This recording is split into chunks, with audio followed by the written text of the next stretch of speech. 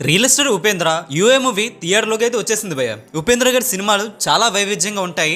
చాలా వరకు అదే కోవలో యూఏ మూవీ కూడా చెందుతుందని చెప్పాలి. డైరెక్షన్ కూడా తనే కావడంతో ఈ సినిమాపై అంచనాలు భారీగా పెరిగిపోయాయి.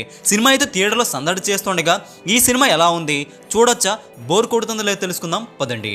పగలు రాత్రి వర్సెస్ కల్కి భవన్ కాన్సెప్ట్తో ఈ మూవీ అయితే ఉంది. ఇందులో 2040 సంవత్సరం నాటి ప్రపంచం ఎలా అయితే ఉంటుందో అలా చూపించారు. హీరోగా డైరెక్షన్ కూడా డిపార్ట్మెంట్లో కూడా మంచి మార్కులు అయితే వేసుకున్నారు ఈ సినిమాతో కూడా.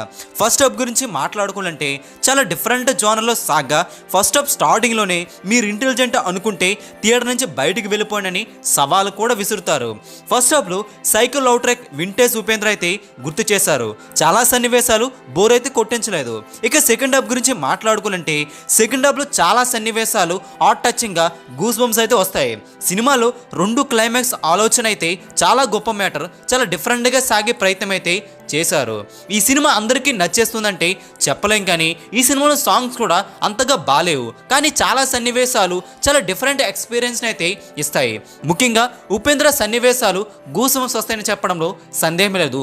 ఉపేంద్ర సినిమాలను ఇష్టపడే వారికి తప్పకుండా ఈ సినిమా అయితే నచ్చేస్తుంది. ఒక కోవ ఈ సినిమాని బాగా ఆదరిస్తారు కూడా. తప్పకుండా ఒక వర్గం అయితే ఈ సినిమాకి బాగా కనెక్ట్ అవుతారని చెప్పడంలో సందేహమే లేదు. అందరికీ కనెక్ట్ అవుతుందని చెప్పలేదు. యూఏ మూవీకి మేము ఇస్తున్న రేటింగ్ 3/5. ఒక డిఫరెంట్ ఎక్స్పీరియన్స్ కోసం తప్పకుండా ఈ సినిమా చూసేయండి. ఈ వీడియో లైక్ చేయండి, షేర్ కూడా చేసేయండి.